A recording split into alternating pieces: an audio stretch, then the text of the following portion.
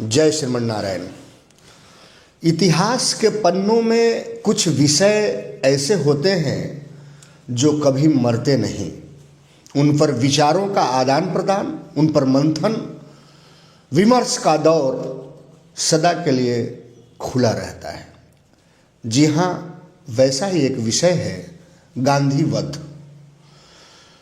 30 जनवरी 1948 ईस्वी को दिल्ली के बिड़ला मंदिर के सामने हिंदूवादी नाथूराम गोडसे के द्वारा राष्ट्रपिता महात्मा गांधी की हत्या एक चर्चा का विषय, एक बहस का विषय, एक चिंतन का विषय है। नाथूराम गोडसे ने गांधी की हत्या क्यों की, इस पर पुस्तक भी लिखी गई, पुस्तक भी आई। लगातार इस पर विमर्श भी खड़े हुए। अलग अलग राजनीतिक चिंतक, सामाजिक चिंतक, मनोविश्लेषक तमाम तरह से अपने अपने हिसाब से गांधी की हत्या पर, नाथूराम गोडसे के मनोवृत्ति पर अपना अपना विचार सभी ने रखा।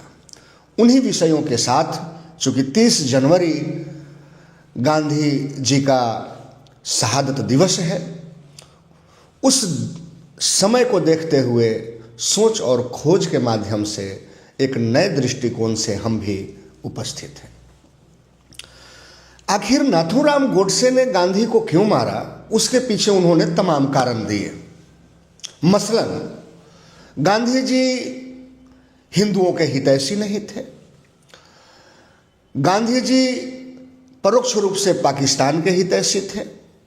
भारत और पाकिस्तान का जब विभाजन हुआ तो जो 55 करोड़ रुपए भारत के द्वारा पाकिस्तान को दिए जाने थे, इसके लिए गांधी जी जल्दीबाजी में थे। गांधी जी वकालत कर रहे थे। नाथूराम गोडसे को ये बातें पसंद नहीं थी। दूसरा तरफ जो इसका दूसरा पक्ष है वो ये है कि आखिर क्या इन कारणों से किसी ऐसे महान व्यक्तित्व की हत्या की जा सकती है? हत्या एक सभ्य समाज में किसी भी रूप में सर्वमान्य नहीं है, खासकर उस व्यक्ति की जो अहिंसा का पक्षधर हो। गांधी जी की पहचान, गांधी जी जो भारत जैसे देश से निकलकर साउथ अफ्रीका में जिन्होंने अपने वकालत के क्रम में श्वेत और अश्वेत की लड़ाई को एक नया आयाम दिया और फिर भारत के स्वतंत्रता संग्राम को बिहार की चंपारण की मिट्टी से 1917 में राजकुमार शुक्ल के माध्यम से एक नया दिशा दिया, और वो भी अहिंसा के माध्यम से। उस व्यक्ति का अंत, उस व्यक्ति की हत्या हिंसा की मनोवृत्ति से की जाए तो क्या यह सही है? हम और आप, आने वाली पीढ़ियां, भारत का हर बच्चा, भारत का इतिहास और दुनिया में गांधी को पढ़ने वाले लोग, जिसपे गांधी वाङ्मय और गांधी के विषय में न जाने हजारों शब्द साहित्य लिखे गए, किस रूप में इसे ठहराएंगे? क्या गोडसे के पक्ष में खड़ा हुआ जा सकता है, या गांधी का देश के प्रति, चूंकि गांधी पर भी आरोप कई लगे हैं जिसे झुठलाया नहीं जा सकता। मसलन भगत सिंह को वो फांसी से बचा सकते थे। गांधी इरविन पैक्ट के समय जब गांधी जी की चर्चा अंग्रेजों से हो रही थी, अंग्रेज पदाधिकारियों से हो रही थी, इरविन से बात हो रही थी, तो वो शर्त रख सकते थे। बात बात पर अहिंसक आंदोलन करके उपवास पर बैठ जाने वाले गांधी जी अंग्रेजों पर दबाव बना सकते थे। लेकिन कुछ इतिहासकारों का, भारतीय राष्ट्रवादी चिंतकों का मानना है कि गांधी जी को कहीं भी ये गवारा नहीं था कि हमारे व्यक्तित्व से बड़ा कोई दूसरा व्यक्तित्व इस देश में खड़ा हो जाए, वो भी भगत सिंह जैसा एक नौजवान लड़का। अब एक दृष्टिकोण से इन बातों को समझें, सोचें तो सही भी प्रतीत होता है। अब सवाल ये है, क्या भारत को आज़ादी केवल अहिंसक आंदोलन से मिली? क्या इस आज़ादी की प्राप्ति में गांधी, चंद्रशेखर आजाद, बटुकेश्वर दत्त, रानी दुर्गावती और अन्य क्रांतिकारियों का, मंगल पांडे का, और न जाने ऐसे लगभग 7,32,000 क्रांतिकारी जिन्होंने अपने सर्वोच्च बलिदान को दिया, उनकी भूमिका नहीं थी क्या?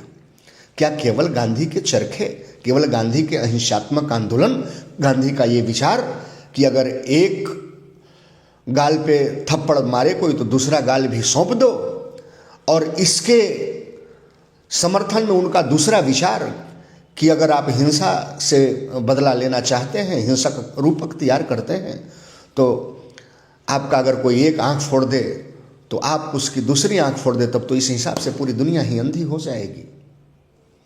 किन विचारों के साथ आखिर हम खड़ा हों?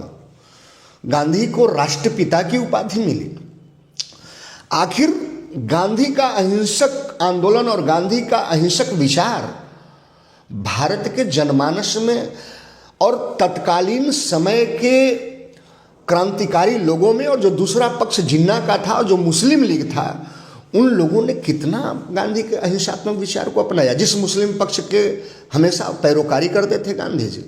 अगर गांधी के विचारों को, गांधी के अहिंसात्मक भावों को, गांधी के असहयोग के आंदोलन को, गांधी के सर्वव्यापक दृष्टिकोण को, गांधी के वसुधैव कुटुंबकम को अगर मुस्लिम लीग या जिन्ना के समर्थन करने वाले लोग या जिन्ना मानते, तो भारत और पाकिस्तान विभाजन के समय जो रुदन और क्रंदन का माहौल बना, हिंदुओं का जो जेनोसाइड हुआ, जो हिंदुओं का कत्लेआम हुआ, 10 से 15 लाख लोग बंगाल से दिल्ली और पूर्वी पाकिस्तान और पश्चिमी पाकिस्तान के हिस्सों में मारे गए, और डॉक्यूमेंट के अनुसार लगभग 1.46 यानी कि लगभग 1.5 करोड़ लोग जो विस्थापित हुए। नहीं होना चाहिए था ऐसा, नहीं होना चाहिए था ऐसा। आखिर क्यों? तो गांधी की अहिंसा और उनकी अहिंसक विचार भी क्या सफल हुई? ये बात और है।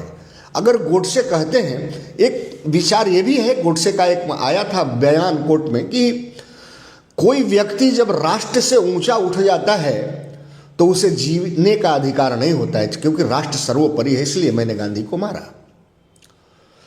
तो क्या किसी व्यक्ति की हत्या इसलिए कर देना कि उसके विचार के फॉलोअर ज़्यादा हैं, गांधी के साथ लोगों की भीड़ ज़्यादा संख्या में चल रही है, जहां गांधी खड़े होते हैं वहां हजारों लाखों लोग खड़े होते हैं, और जहां गोडसे खड़े हो रहे हैं अपने विचार के साथ तो 10-5 लोग खड़े हो रहे हैं, क्या इस कुंठा से, क्या इस जलन से हत्या न की गई हो?